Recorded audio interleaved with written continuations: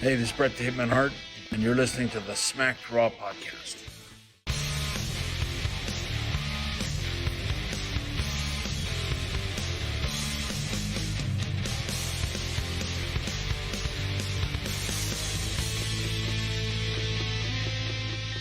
What is going on, listeners? Welcome to the Smacked Raw podcast. My name is Rob Rude, and joining me tonight is my homeboy and tag team partner known as Kevin Crazy 316. Kevin, what's going on, man? Yo, I am straight chilling. I really enjoyed Dynamite tonight, man. I think we were talking before we started recording here, nothing that really stood out, but like super solid top to bottom. It was definitely a legit show. Show off what you got there. You got a new thing. What do we got? I do, man. I got the Inner Circle here. Ooh. Girlfriend got it for me for my birthday. So yeah. That's nice. Yeah. What did she not buy you? A shirt belonging to what's that other faction that I can't even remember their name? With the guy with the long hair looking like a hippie, and I don't even remember. I don't know. They're from a different promotion. They don't even matter, and that's undisputed. Yeah, real quick though, what's funny is last year when I got back into wrestling, I didn't know who the Undisputed Era was. Like, everybody was like, "Oh, what are we gonna do with the Raw SmackDown shakeup? Blah blah blah, whatever." Everybody's like, they need to call up the Undisputed Era. And me being out of the loop, knowing that there's the Attitude Era and there's the whatever other eras there were, I'm like, what the fuck is the Undisputed Era? What era is this? When did this start? Why are they trying to get called up? Why don't you just call it the Undisputed? Yeah. Anyway. No, I thought the same goddamn thing, honestly, man. So don't feel bad. I swear to God. So, hey, there you go. Oh, the little things in life. So, yes, Yep. We are the Smacked Raw podcast. You can find us on Podbean. You can find us on Stitcher. You can find us on YouTube, Apple, iTunes, podcasts, and anywhere you can find content. Kyle has us set up there. You can find us on Twitter. You can find me at 2 words, can't see me, the letter C. And my homeboy here, Kevin Crazy, at Kevin Crazy 316. We are a wrestling podcast, of course. We do recaps, reviews, predictions, just about anything we can come up with. We were supposed to have Rob again this week. Last week he was a guest star. This week he was having internet issues. I don't know. I think, honestly, it's because Discord handles internet harder than Zoom does. So maybe we don't have him here. The plan was, but I don't know. Maybe we'll have him next week because you can tell that he's trying to podcast because the Botched Finish podcast is not podcasting due to COVID. So we'll try to get him in next week. Moving on. Oh, we are also part of Wrestling News World. We are featured on their website. So thank you to them for featuring us. We've gained some views because of that. AEW Dynamite. You already said it. You enjoyed Dynamite tonight. I won't say I didn't like it, but it was, I don't know, it was basic, which is cool. I did Raw with Kyle Monday, and I'll get into that at certain parts. Raw was boring. Raw was very, very boring. So AEW Dynamite, Jacksonville, Florida, again, for obvious reasons. We had a Sabian and Jimmy Havoc versus Kenny Omega and Adam Page for the tag team titles. Adam Page is finally back doing cowboy shit. He didn't have any rust. Was so good. He didn't have any rust. Nope. The match started out, I wouldn't say slow, but like nothing too notable until we had Penelope Ford jump up on the top rope and try to bust out a Frankensteiner while Rick Knox was not looking on Jimmy Page. And wait, it is Jimmy Page. No, it's Adam Page. Jimmy Havoc, Adam Page. Yeah. Anyway, on Page, fuck his first name. Who cares about his first name? Penelope Ford tries a Frankensteiner. And ever since Ford has been a thing, she has gotten away with interfering. It's cool. That's what heels do. Yep. She's not I wouldn't say she's not a good wrestler. She's not up in the ranks. So she can't really hold her own wrestling, but she can interfere in matches very well, but she got held up this time. Yeah. And Paige was like, nope. Jimmy. No, Oh my God, I'm fucking botching these names. The referee turns around and tells Paige just drop her and everything's fine. And then the referee ejects Penelope Ford, and it's absolutely great. But while he's trying to get her to leave the ring, Jimmy Havoc starts hitting Omega and Paige with a wrench. Yeah. What the fuck? Why did he have a wrench? Right. But what gets me is that's cool, but it should have ended the match. But it didn't. The wrench gets thrown out, and we forget it even happened. So why was it even a thing? That's cool, but something like that shouldn't end a match. That's my opinion. Other than that, it was a very good match. They went back and forth. Like, I was guessing the entire time. I was really hoping that we were going to have a title change just because I was ready for them to lose the titles. They've had them so long. It is what it is.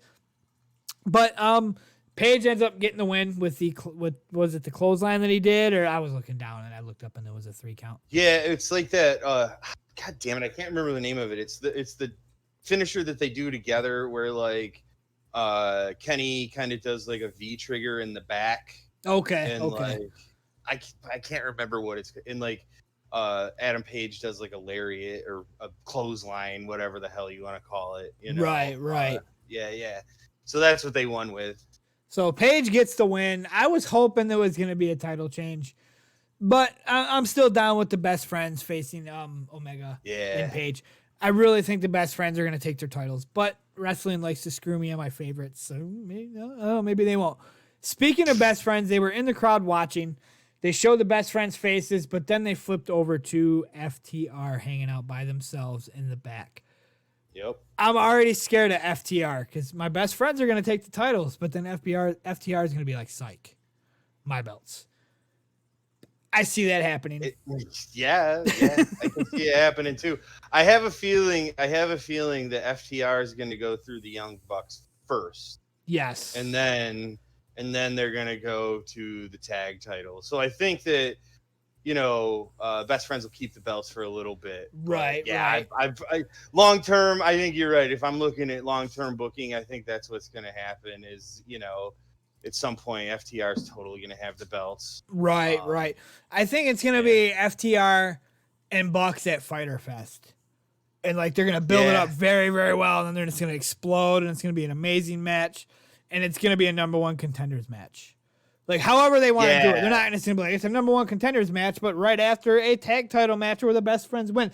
It's going to be the best friends take it, but at the same time, FTR comes out on top. Like, now we're coming for you, bitches.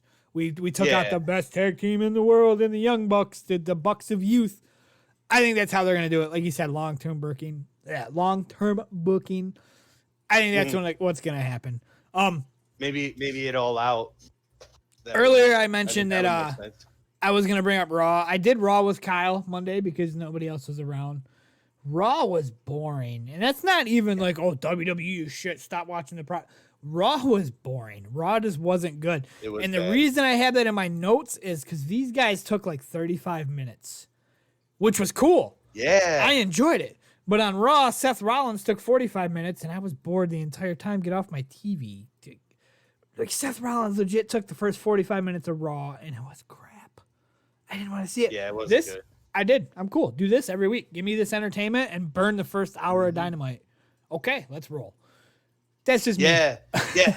Well, and the nice thing, too, about, like, the first segment of fucking Dynamite is you don't even get, like, a commercial break for, like, 25 minutes. So, like, you're just watching it. You know what I mean? So you can really, like, let yourself get invested in that match and shit, too. A lot more than you can when you're watching WWE. So that's really cool, too. Yep. I said it to myself a few times tonight. I can't pinpoint exactly why, but AEW keeps you engaged when WWE doesn't. Like, AEW, even the boo-boo matches are like cool. Like, you know what I'm saying? That wasn't that good, but it was good. But WWE is like, it was 45 minutes of filler, man. I mean, it's like we said it, and Kyle like agreed with me fully. Like Kyle, he's like, it's a good match. I was like, I didn't see the good match because yes, it's Seth Rollins and it's Aleister Black. Kayfabe aside, they're both excellent wrestlers. Cool. But you took out of a 35-minute match, you took 25 of those to start getting good. You already lost me. Yeah. I'm not going to notice that you had a good match in the last 10 minutes. You already lost me. Yeah. It is what it is. It is what it is. Enough for Raw. We're here for Dynamite. Fair enough. Yes. Yes. So I know I brought it up. That's my fault. Sean Spears promo. Tony Blanchard. That's the guy's name, right? I missed his name. Tully. Tully Blanchard. Okay, at least I got the last name. Yeah. Why am I botching names tonight? I'm just going to say I don't know, guy, man. and then you got to help me out when I say that guy. Just fill in what guy I'm talking about. So Blanchard, he's yelling at Sean Spears, basically saying, why haven't you won a title? Why are you a piece of shit? Why are you not blah, blah, blah, blah, blah, blah? Why are you not at the top of the ladder right now? What happened to Sean Spears looking for a tag team partner? He was looking for a tag team partner, right? That was him, right? Yeah. He was like the one where people like indie wrestlers were like, or whoever was like sending in like videos. Yeah. That was him. I'm sure it's something to do with COVID, but at least keep it going. That was a cool storyline. I mean, make me watch videos of candidates for a year, but I don't know. Anyway, that's beside the point. He basically says, you know, you're a piece of shit. Why haven't you made it to the top? And then they cut into a limo. And Sean Spears is in the limo, and Blanchard says, I may have found the missing piece. And this is why I brought up the tag team partner. He opened up, looked like a silver, makeup box. And I was like, oh my God, there's a contract inside for his tag team partner. But it was a single left-handed fingerless glove. And that was it. I don't get it. It's like... I was lost, honestly. Like, what... A glove? There's got to be some fucking other meaning to it that I'm missing, honestly. I'm sure there will be. I'm totally lost. Like, maybe there's something to do with, his indie career that we don't know or something, because there's people out there that, look deeper into wrestling than we do. Yeah. I don't know. I'm sure we'll get roasted, if what's somebody... funny is, in my notes right here, I don't get it with 3 dots. I figured Rob was going to cover us on this one because he probably knows that answer. Yeah, you're probably right. Like, I have no idea. I was like, because it was a cool fucking promo. Tully Blanchard fucking killed it. And then I was like, a glove? Yes. That's like, what the fuck is going on here? But there'll probably end up being more to it. Like, the glove could be, maybe next week he'll get the hat. And then he'll turn into Michael Jackson. Who knows? However the hell they're going to do it.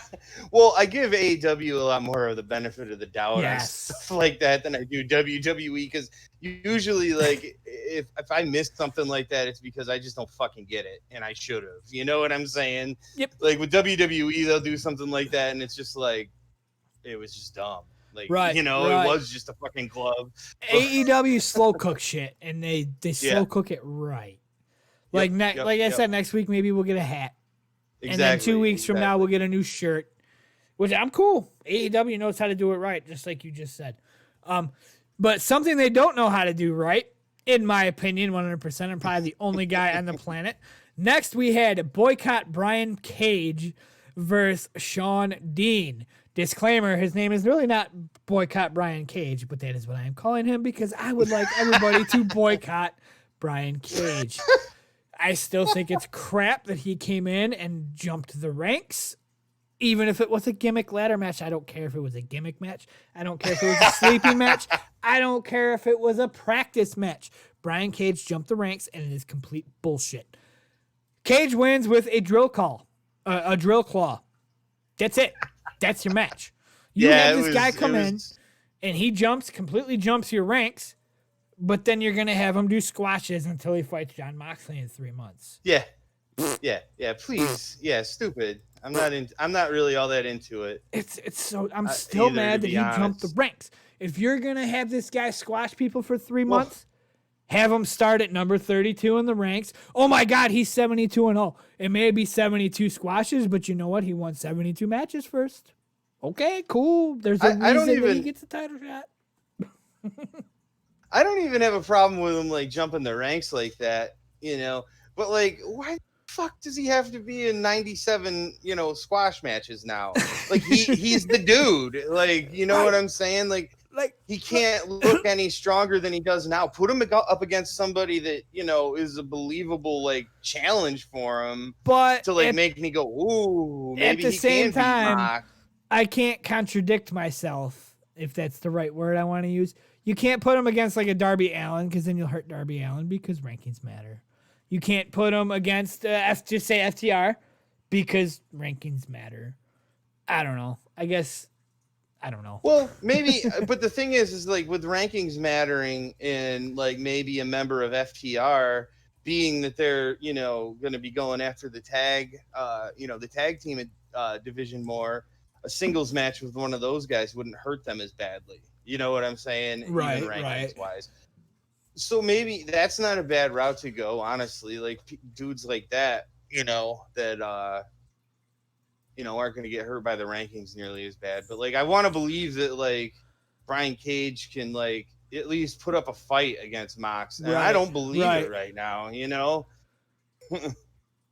don't know. I'm just still so against it. Like even if that ladder match was like not for a title shot, he just comes out of nowhere and just wins this ladder match. Cool. And then he squashes 82 guys in a row. Cool. And then he gets a title shot. Cool. But like you come out, I don't know who the hell you are, and you have a title shot. I don't know. And again, I'll say I'm probably 1 out of 100 guys that feels that way. But still. Anyways. He wins with the drill claw, which is the one thing that I will give the guy. That is a pretty sick finisher. Like he flips him into like the pile driver tombstone style. So after this squash match, Taz gets on the mic, and I will stand up and I will say it right now. I've never liked Taz. I don't like Taz. Really? I don't like Taz. Wow. Now, I'm not standing here saying boycott Taz, but he shouldn't have won, blah, blah, blah. I just don't like him. I don't know. I don't know. I've never cared for him. He's cool. It's just not for me. It's just one of them things like when somebody says name one wrestler that everybody loves that you don't care about, next to Ric Flair, it'd be Taz. I don't know. It's weird.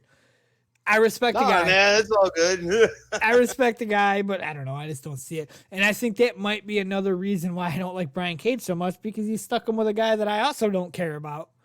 Yeah. I don't know. It is what it is. Doesn't work for you. That's all right.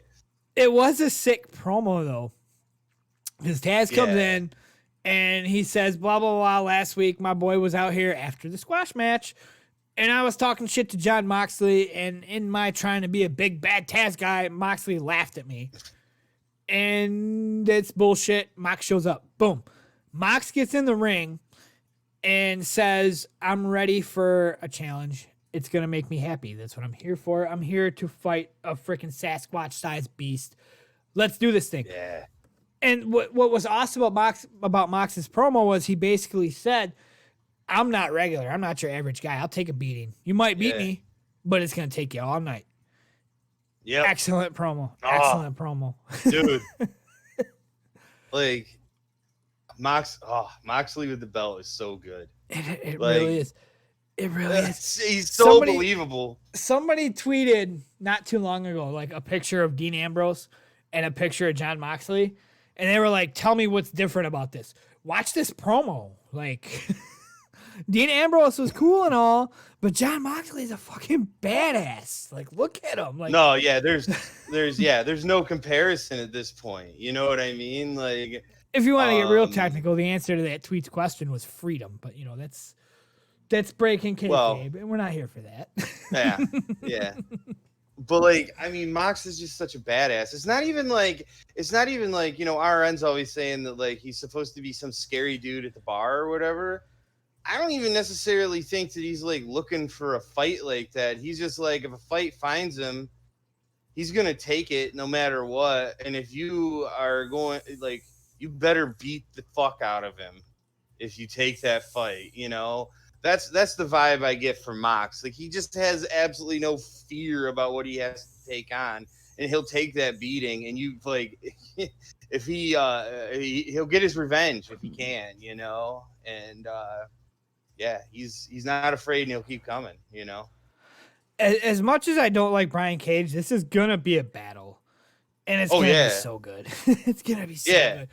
But I will boycott the product if Cage takes the title. Not really, but I want to. I want to. Yeah. No, I hear you. I mean, AEW didn't do a perfect job with the start of the build of this match. I'll give that to you for a lot of people. I don't have as big a problem with it as you do, but you valid points, and I can see what you mean. But I mean, you're absolutely right. At the end of the day, the match is going to deliver. It's going to be fire. It's going to be fire.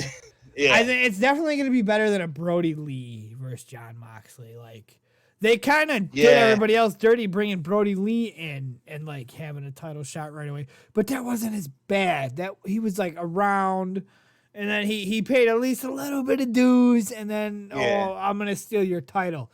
Okay, cool. He wasn't like the number one contender the second he stepped on the turf. Like, I don't know. Yeah. It is what it is. Enough of boycott Brian Page. Following this, we had Brian Cage. Brian Cage. Perfect. Anyway. I'm going to have Vince come in on this later and do some editing. Perfect. It's gonna be like Japanese movies. My mouth's gonna be moving, but a different name comes out. Yeah.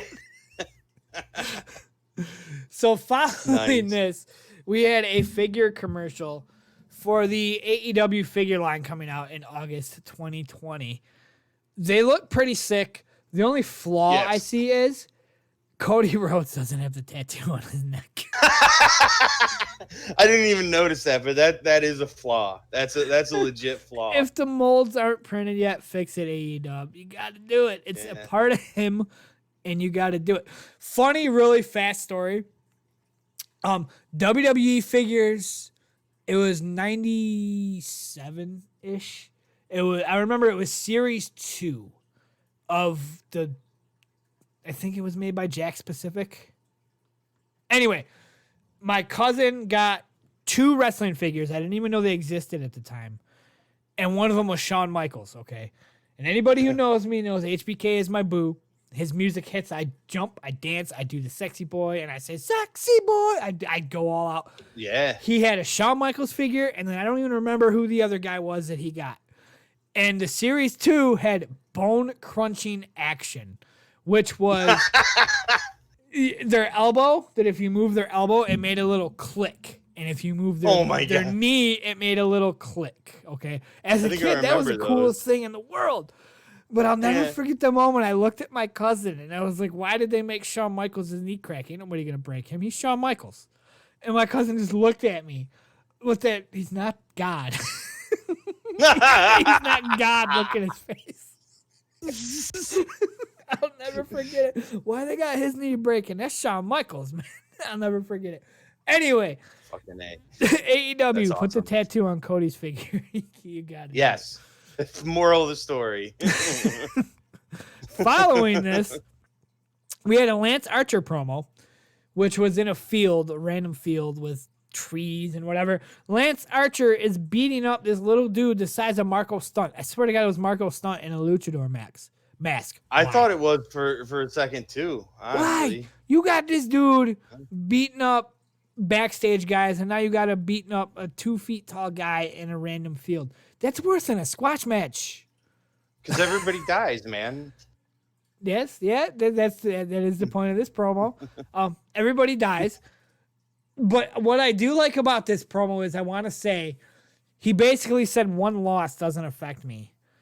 And and I want to bring up how I always bring up how I'm different than your average wrestling fan. I forgot he had lost. Like we're talking about like bringing up Brian Cage again.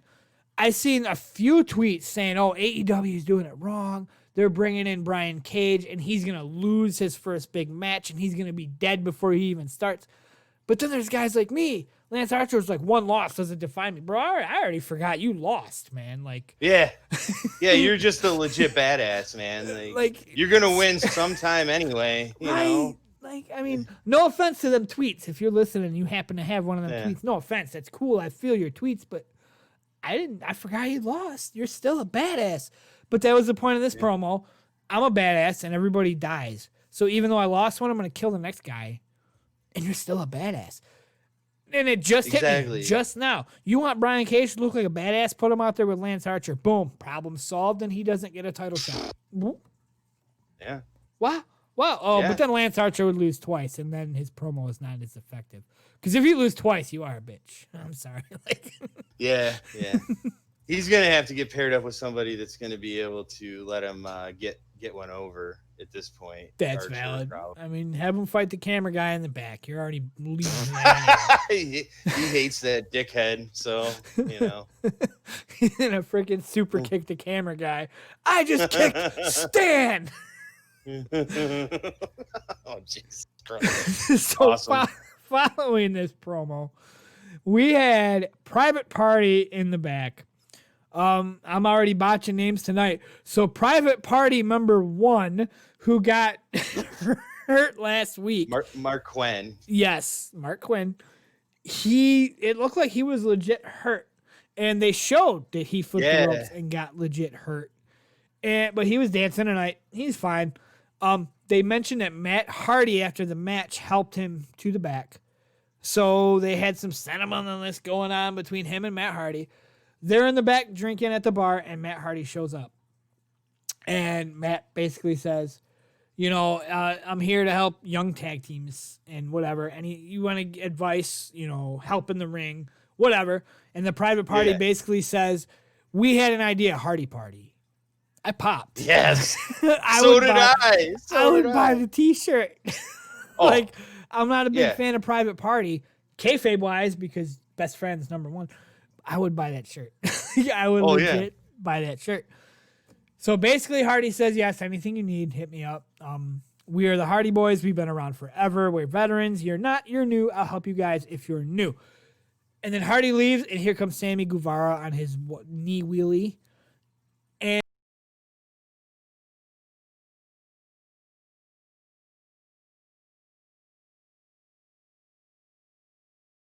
Elite. That's what I got out of this. I don't see where else it could go. Oh, is Kevin frozen? Oh, did I lose you again, bro? Oh, no, I lost Kevin. Oh, God damn it. Oh, no. We lost Kevin again. Man, this happens every week.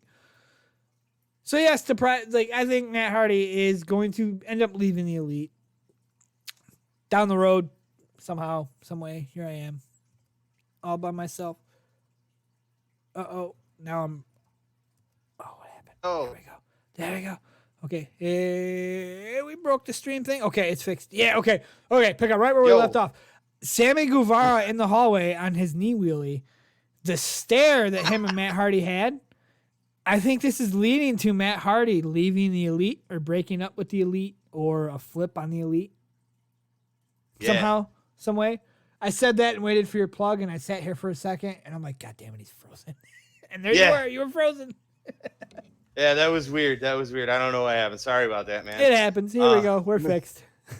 Anyway, yeah, I mean, I didn't think that Hardy was going to stick with the Elite, long term. I didn't think he worked well with them. But I thought he was a good stand-in for, some of the stuff that was going on. Standing for Adam Page, not around doing cowboy shit. Yeah, and Cody is technically part of the Elite too, isn't he? Or no? I'm not sure about that. Yes, but just because he's Cody Rhodes and he's the boss, I think that's kind of why. Oh, okay. So whatever. Maybe they just needed the 5th member for the Stampede match or whatever. But yeah. I mean, he worked. It worked, and yeah, I didn't see him sticking around with them, but it's kind of a weird pairing with Private Party, but I'm into it. I'm intrigued. I want to see where he's gonna go. You know what I'm saying? What I got from it was, I think it was simply just to plant the seed of the slow cook of leaving the Elite. Because when Private Party's Hardy Party, he just kind of smirked and he didn't give an answer. Yeah. But I don't know. I could very well be wrong. I mean, next week we might end up with, triple tag team championship belts, and Hardy Party are the first crown champs out of nowhere as a surprise. You never know. Yeah. No, it was rumored for a while they were going to have a 6-man tag belt. So who knows? It looks like they might still be building towards that. I mean, with like some of the 3-guy factions too, you know, with like Jurassic Express, Best Friends, you know, what's the Lucha Bros and Pac? I can't remember what they were called. So, you know, just, you know, groups like that. So who knows? Maybe that is what they're trying to do, you know? So speaking of Best Friends and the third Best Friends member crashing the next match we have coming up, we have awesome. Colt Cabana versus Chris Jericho. I don't like Colt Cabana. I can't get behind it. Even kayfabe wise, I don't see what people see in this guy. I don't get it. I don't understand it. I just don't like the guy. I'm on the fence. Like, I'm not really sure how to feel about him. Like, I don't think I've seen enough of him to really tell one way or the other, if I'm being honest, you know, because, like, what's the biggest thing that he's done in AEW? He's play jobber? He's won his matches, but, like, he's not. Yeah. Well, no, I mean, the biggest thing that he did was, like, help SCU when the Dark Order came out and fucked with them. That's like how he made the debut. And then he did all right in the TNT tournament there. I think he won at least one match in that. But, like, other than that, like, what are you doing, Colt Cabana? Like, I mean, like, it's cool. And, like, you know, it made sense, this match, kayfabe and all that stuff, you know? Which, but, like... You're right. But I was just going to say, like, yes, 100%. There was legit reason behind this match, but it's a stupid reason. You want to wrestle somebody dumb reason because he got in the way. Yeah. Because he got in the way. Like, but you know what? As far as I'm concerned, in pro wrestling world, as long as they give me any sort of context, it's okay. Right. You know, but that is a fucking stupid reason. There's times you don't even got to give me context. I don't care. Cool. Yeah. But I don't know. I can't get behind Colt Cabana, man. I can't do it. It's a bad character. And hasn't this guy been Colt Cabana, like, in the indies? Like, they didn't change him up? That's who he is? To the best of my knowledge. Well, Vince knows all about him because dude's from Chicago. Yes, so. I mentioned in the chat one time that I didn't like Colt Cabana. Vince called me a hater. Jesus Christ. Which sometimes, yes, I will admit it. And this time, maybe I am being a little bit of a hater. I don't know. I can't get behind the guy. But I must say, I'd rather him be in the picture than, you know, boycott Brian Cage. So starting this match, the first thing I thought when Jericho's music hit was I missed the crowd singing Judas. Oh, my God. And then here comes Sammy Guevara doing an absolute garbage job of singing this song and playing the part so well. He did such a garbage He was so enthusiastic about it. And what's great is he was waiting for, like, the lyric to sing, and then he repeated it. Like, he didn't know what to sing. Yep. And then the song ended, but he kept going just like the crowd used to. He did such a good job at playing his role. Such a good job. So, I popped when I heard him singing. It was definitely amazing. So the match starts, and it's a basic match between a 50-year-old man and a character that I don't care too much about. The first thing I noticed in this match was QT Marshall is still making his moves on the Bunny Boo, and she's making them back now. Did you see her with her hands, like, all over his face? No, but because I looked away for a second, but then I heard commentary talking about it, and I was like, what the fuck? It only lasted like a second. QT Marshall and Bunny were face to face, and Bunny had her hands, like, it was either on his shoulders or on his face, or... They're about to do it, man. Like, they're going to be a thing. And I think Bunny's going to end up leaving Butcher and Blade. Yeah. She doesn't make sense with them. So, I mean, boom, QT Marshall's manager. And then you have Kip Sabian fight QT Marshall. And then, pow, you got intergender matches. Boom, right there. Boom. Penelope Ford fighting the Bunny. I would pay money for that, just that. $50, one match. Okay, here. Jesus Christ. Like, let's roll. Sure. I could get behind that. I mean, I'm probably way out in left field, but I mean, you know, I don't put too much logic into it, but that's what I see. Yeah. Even if not, there is a thing going on between QT Marshall and Bunny. She had her hands on his face, and it wasn't "get away from me." It was "Hi, how you doing?" Yeah. No, I think that makes a lot more sense for all those guys too. Honestly, Yep. You know, Mm-hmm. I Especially really with we'll get into it later, but Butcher and Blade are starting a thing. Yeah. And Bunny wasn't there, so we'll get into that Exactly. later. One thing I did notice, the only major note I had, it's not even a major note. Chris Jericho went to do a moonsault, and Cabana moved, and Jericho landed on his feet. My man's 50 years old doing backflips, landing on his feet. That's legit. I know. I've never been able to do a backflip even and not land on my feet. Right. So, you know. Like, I'd be too scared, man. Like, my buddy used to have a trampoline. We can do front flips all day, but one day he's like, do a backflip. And I'm like, no. He said, you're not going to be allowed on my trampoline no more. I got off his trampoline. No Shit. And it was scary enough doing a fucking front flip on that bullshit, you know? Right. Sometimes. Crazy stuff.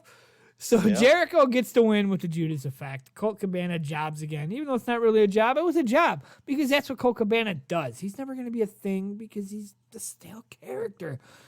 Jericho promos and calls Mike Tyson a piece of shit. And then he's saying, I want the baddest man on the planet, blah, blah, blah. Boom. The Best Friends music hits, and here comes Orange Cassidy. I pop so fucking hard. You can't make me pop harder. Like, yes, so much this. So Orange Cassidy on the outside, the Inner Circle jumps in the ring and turns into a brawl that wasn't a brawl. And I popped because Orange Cassidy, you want the baddest man in the world? Here he comes. Here's Orange Cassidy. He's such a good character. He's such a good character. No, he really is. But then he can bring it in the fucking ring too. Whoa, kitty. Holy shit. It scared the shit out of me. Kitty cameo. I love it. Oh, now my fish are looking at the cat, not me. Get away from my tank. Get away from my tank, you fish killer.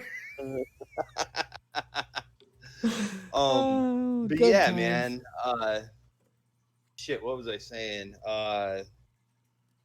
Orange Cassidy, Best Friends. Yeah. Baddest man in the world. Yeah, there you go.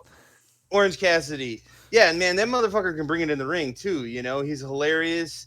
Like, he showed off like that like lazy style tonight that was like so perfect. Like basically just making those dudes like run into each other and shit. It's so and, like, good. It was it was awesome. It was perfect for somebody like Orange Cassidy, you know? Like what's gonna happen with him, you know? Sky's the limit, you know what I'm saying? Like I love it. I love it. I just kind of dread the day that he leaves the Best Friends. I don't think he's gonna be with them forever. Like he doesn't he fits them, but he doesn't. You know what I'm saying? Like it was like he was thrown in with them and it worked, but I don't know. But if he never leaves them, that's cool. Like give the Best Friends the tag titles and then bring out the 3-man tag titles that we were talking about and then have them win those too. And then we'll have Best Friends 5 belts. Like, let's do this thing. or get Orange Cassidy like the TNT T belt. I think he'd Best Friends 3 belts. For something let's like go. That, you know. Fuck you, Becky. You only had 2.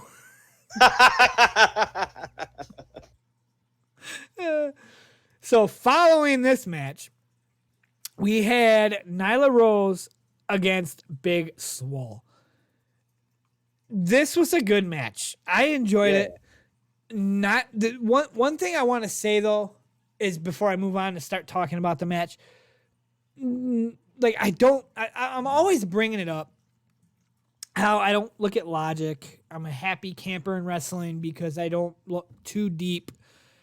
Nyla Rose lost some credit.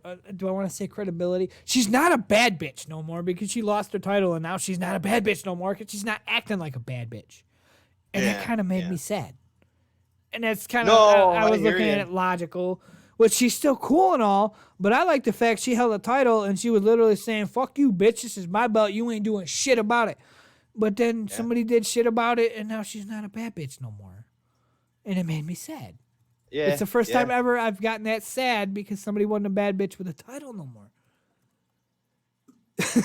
So no, I mean, I hear you. I picked up those kind of vibes too, because I mean, this was the first time she was on TV since, right. She wasn't around. I Double or mean, the Nothing. pay-per-view was 2 weeks ago, and she wasn't around Mhm. last week. Yep. Yeah, and I mean, it was almost like it was kind of sad. Like, I hear what you mean. It was like it was there. Like, I mean, she's still cool, but she's not like fuck you no more. yeah, So- it felt more like she was like going through the motions almost. Right. So Yeah, yes, we have Nyla Rose without a title, but you know what I think Nyla Rose needs to do? I think Nyla Rose needs to get her a title, and she needs to hit up Belts by Dan. Belts by Dan has titles. Belts by Dan is a custom championship belt manufacturing, repair, restoration, and resale company started by the owner of BeltTalk.com. BeltTalk.com is a forum if you'd like to go check them out. It's an old school forum style, and it's a very old school looking, in my opinion, which I like. I like the old school forum style a lot better.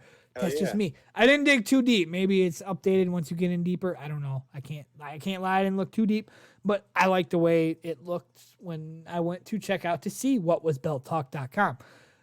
Belts by Dan offers fully custom championship title belts identical to the quality of those used on television by major boxing, MMA, and pro wrestling companies. They also offer accessories for owners of existing belts, as well as resale of already completed belts targeted at the high-end collector. Feel free to go check them out. If you end up buying a title, let them know that Smacked Raw Pod sent you. If you want to hit him up on Facebook, look up Belts by Dan, or you can follow him on Twitter at Belts by Dan. Tell him we sent you, you guys. He's got some sick belts. Go to the website. There's some sick belts right here. There's even a belt right now I'm looking at. It's got, I don't know who that is, but it's a picture of a female right in the middle of the belt, like a charm you wear on your neck.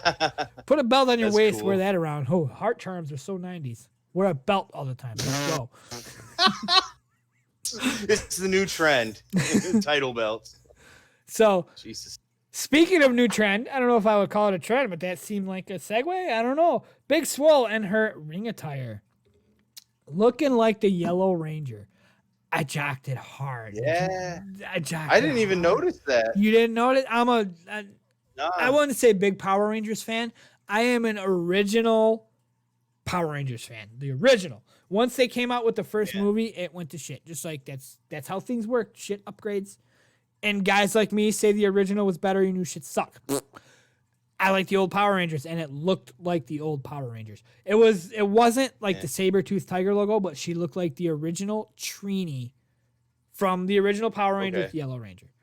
Go back and look at it. It's there. I noticed it right away. Hey man, I believe you. It's there. She didn't use like the diamond, but like it was there. It was definitely Power Rangers-esque. That's cool. I'm with it. Nyla Rose ends up winning with the Spinebuster Powerbomb. There was really no notes in this match other than this match was badass. They were so good. Yeah, they would beat the shit out of each other basically. Yes. I mean, it was two really big, strong ladies just like giving everything they could to each other. And by the way, I liked that Spinebuster Powerbomb combination. Like, you need to come up with a name for that and like make that her fucking finisher for Christ's sake. Because that was awesome. Not the Bailey Belly suplex, though. No, don't call it that. No. I'm sorry. In my head, I tried coming up with a diss on that move, but I couldn't come up with nothing, so I just called it out. Your move sucked. Your move sucked. Jesus. I hated it so much. It was just a suplex. You really? It was just a No, the Bailey to Belly suplex. Oh, yeah.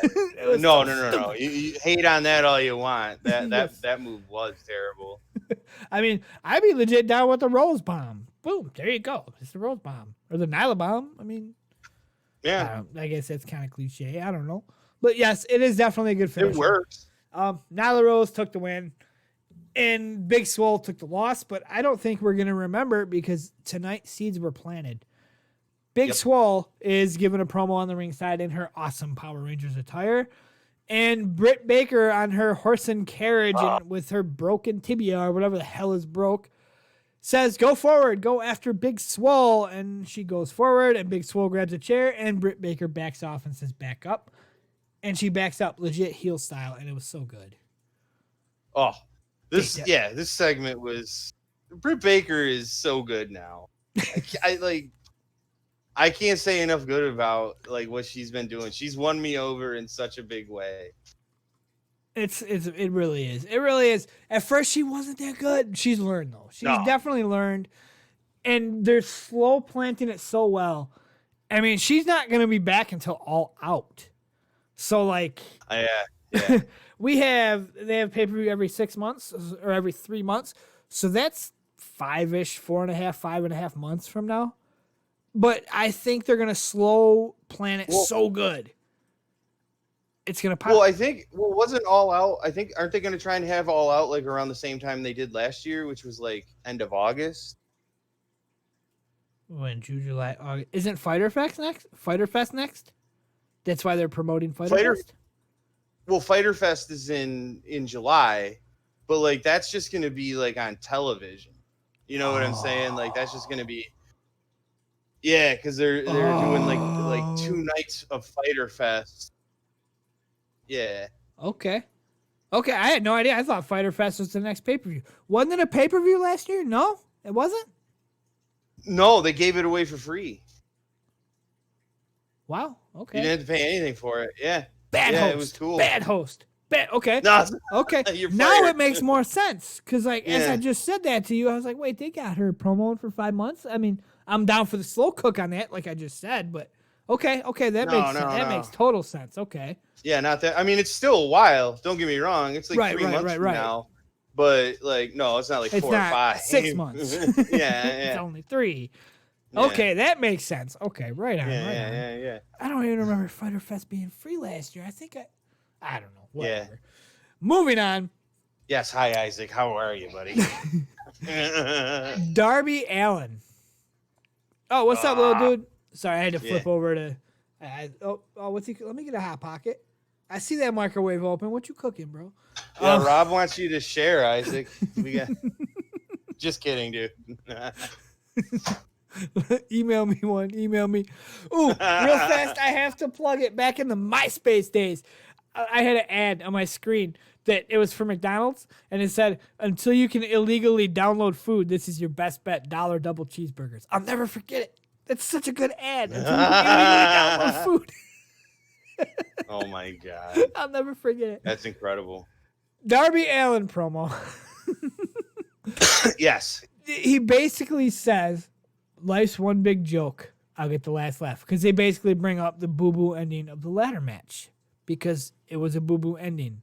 The guy that won it should not have won it. You see why it's a boo-boo ending? Because the guy that won it... Okay, I'm sorry. Darby No. Darby Allin says it's a big joke and I'll get the last laugh. And he leaves the room. More seeds being planted. I love Darby Allin. Give me more Darby Allin. Like I agree. He's probably my favorite thing in AEW right now. Like he's like Jeff Hardy, a young Jeff Hardy. A lot of people are comparing him, and quite frankly, I think he's way more insane than Jeff Hardy is. Or was. Frankly, like I don't know if that's a good thing or a bad thing. I hope he doesn't die. But right. Also, his entrance music is amazing. Oh, it's dope. It's dope. It's so good. Yeah. It's next to I know he's going crazy. He's losing it. We see you, Isaac. Sorry, my kids, when I tell them I'm live, they're all like, oh, camera, get away. They run away. Oh no, he wants to be on so bad. He loves it. He loves it. Oh, good times. But that's enough, dude. We're trying to talk. Unless you share. One Hot Pocket will earn you a spot on the show.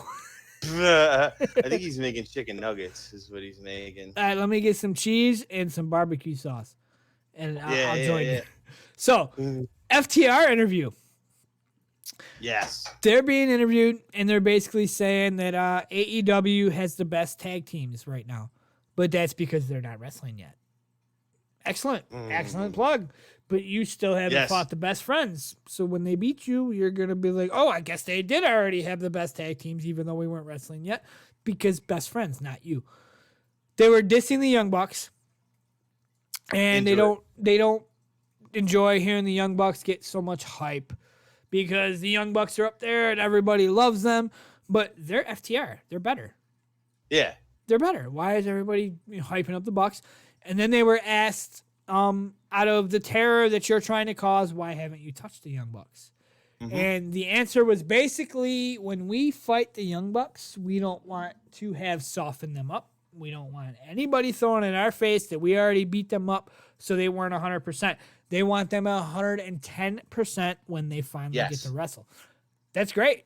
Beat everybody up but the Young Bucks. Cool. I'm down. I'm definitely down for that.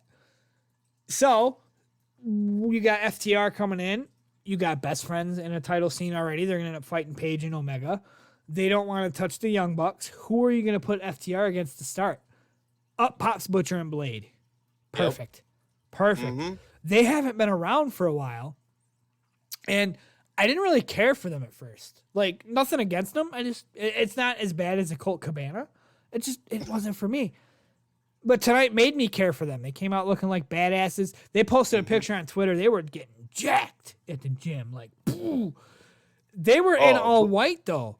I don't know if we should look at that as a mini repackage. Because, like, I'm not sure they're in all white and they don't have the bunny. I mean, it's probably not there, but it is in my notes that they were wearing all white rather than black, like always.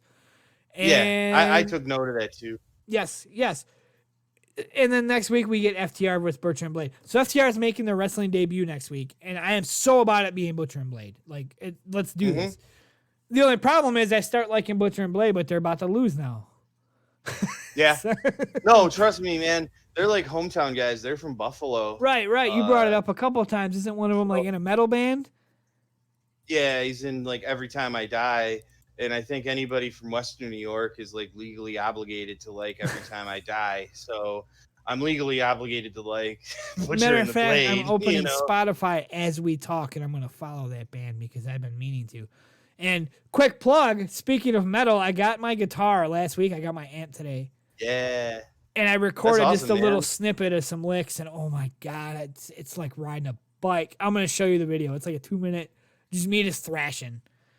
And it's so nice. I'll show you the video. I put it on Twitter. On my other Twitter, though, not my wrestle Twitter. Anyway, Butcher and Blade, they're in a metal band, and Every Time I Die, and metal is great, and FTR is going to win next week. Following this, we had a Colt Cabana interview. He's bitching. He hasn't fully stepped up. Why? Why do you think you haven't fully stepped up? Because you're a bad character. You're not going to step up ever. Because you suck. Jesus. Right. You're not doing anything. You've won like one cool match, and you won with like this Superman thing, and you rolled the guy up with your ankles. You take away kayfabe, and you're never going to roll, and you wouldn't even roll a baby up with that pin that you did. So what do you do about a bad character? You have Brody Lee walk up and offer him a bottle of water. And you know what he does? He drinks the water. Yeah, I think Colt Cabana's going Inner Circle. Or not. Oh, I got Inner Circle on here. I'm doing bad tonight. I'm bad host. Kevin, you're taking over next week. No, but I hear you. I think Dark Order. that pretty much sealed it that he's going to the Dark Order after that happened. Yes. And what's funny is he had the water, and I was like, if he drinks it, he's going. Yeah. He drank the water. So, I mean, just like me, every year with my Detroit Lions, when they hand me a glass of Kool-Aid, I drink it, and then it's sour at the end of the year. Yeah, I had to plug that. It's in my notes. I had to plug that. Jungle Boy versus Cody Rhodes. TNT title match. Oh, my God. It was good. It was better than I thought it was going to be. Cody ended up getting busted open. Like, bad. I honestly thought, like, when they first showed it, I didn't think it was supposed to happen. And I thought they were about to stop the match. But AEW did selling shit like that. It was good. Jungle Boy spent the entire time attacking the wound.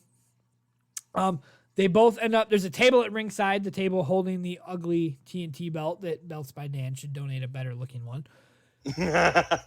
Both men fell off the top rope and went through the table. I thought they were going to get a double count out. So did I. Yeah. It really looked like they were going to. But Cody Rhodes got in the ring in like 3 seconds. Why? Because he's Cody Rhodes and he's a badass and he's got the worst neck tattoo in the world. That makes him a badass. Cody ends up bopping the win with a mean crossroads. Like, I think that's the Yeah. best one he's ever done. Or at least in AEW. It was Yep. good. I was agree. so good. I totally agree. So after the match, Brandy came in, and I was like, wow, Brandy looks good in them clothes. She's looking hot tonight. And then here comes Marco Stunt ruining it. I'm sorry. That was my note. I had to say it. Oh my God. Hey, Brandy Rhodes is hot, but also Marco Stunt is a thing. Come on. Wow. If you're a new listener and you made it this far, I don't like Marco Stunt. I can't kayfabe Marco Stunt. Marco Stunt should not be a wrestler in my ring. Marco Stunt cannot roll up 300-pound guys. He can't do it, not even in kayfabe. That was Dynamite. Cody Rhodes retains his title. We have many, many seeds planted tonight. We have some excellent stuff to look forward to next week. Yes. It's a good time to be an AEW fan. Yeah, I'm really stoked. And I'll tell you what, the biggest takeaway that I took from that TNT title match is that fucking Jungle Boy is super legit. Like, after the match that he had with MJF at Double or Nothing, and now this match, that dude, he's gonna be a top guy at some point if he keeps on this trajectory. Valid. No question. Valid. You know what I'm saying? Like, the sky's the limit for that kid, and I'm all here for it. You know, so like, because I mean, they made me believe that he was potentially gonna win that match tonight for sure. Right. You know, like, it was good. It was really, really good. And I mean, I knew in my heart of hearts that, like, you know, Cody Rhodes was going to retain the belt. I mean, how the hell are they going to take it off of him, you know, that quickly, you know? But, like, you know, in the moment, I was like, holy fuck, Jungle Boy, like, he might do it. Yeah. Jesus Christ, you know? Like, I mean, it is a weekly challenge title that's going to be, you know, challenged for every week. Have the guy win it and the next week lose it. I wouldn't even be out of. Yeah. I mean, I'd be about it. Yeah. I do want to plug, though. You said Jungle Boy was great. He is. He's definitely deserves things. Luchasaurus is absolutely amazing. But with that faction, 2 out of 3 ain't bad. Ooh, got him. Jesus. The other thing about the match too is when Jungle Boy was on the outside of the ring and MJF started talking shit. You know, yes. I want this rivalry, especially between these two kids, to like be the AEW rivalry for like a decade.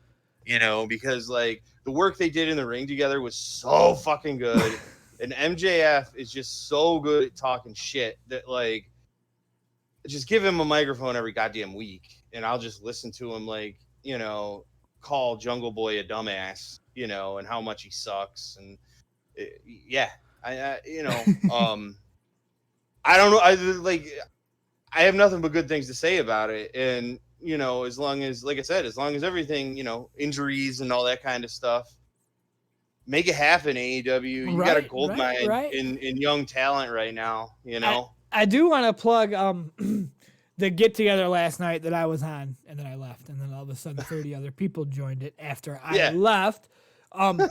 Kyle was looking at cameos of like different wrestlers because he's trying to buy us a new cameo intro, I guess. I mean, whatever. Cool.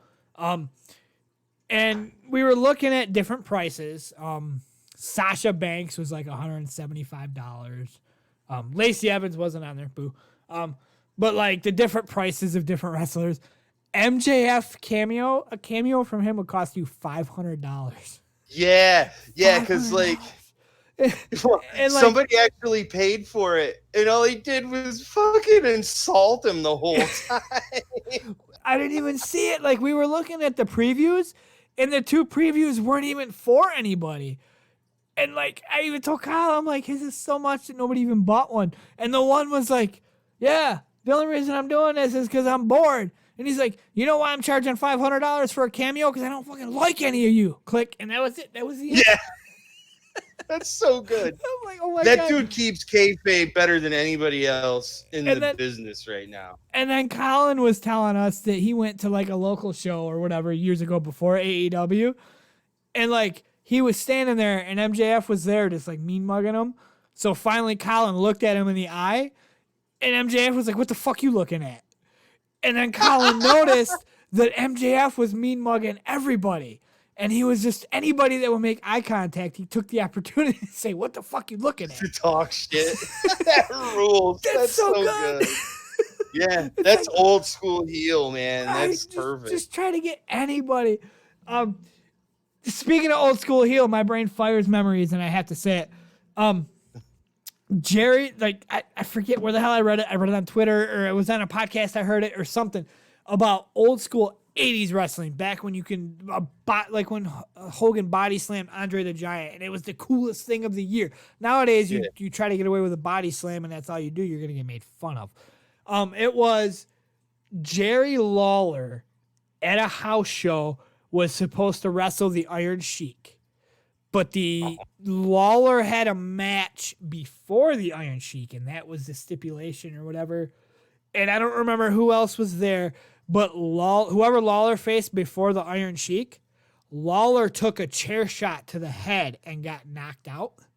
Holy shit. And the Sheik, not for real knocked out, kayfabe knocked out. Oh, okay. And the Sheik came out, and Lawler was knocked out from a chair shot, so the Sheik took the win. And they said that the heat was so bad that they had to have cops escort the Iron Sheik out of the building. Holy shit. And, like, I got goosebumps. I'm like, I miss that because I was around for stuff like that. Way old school WWE when a boot to the face would end a match, and it was the coolest thing ever. Like, man, like, the heat that you got to have cops escort you out, you'll never get that anymore, ever. Kayfabe is dead, obviously, but we'll end the show on that note. Jerry Lawler got knocked out, and the Iron Sheik pinned him, and it caused so much heat the cops needed to come in. That's wrestling. That's good fucking A. So if you stuck out this whole time, thank you for listening. Yes. Tune in next week. AEW Dynamite. Peace.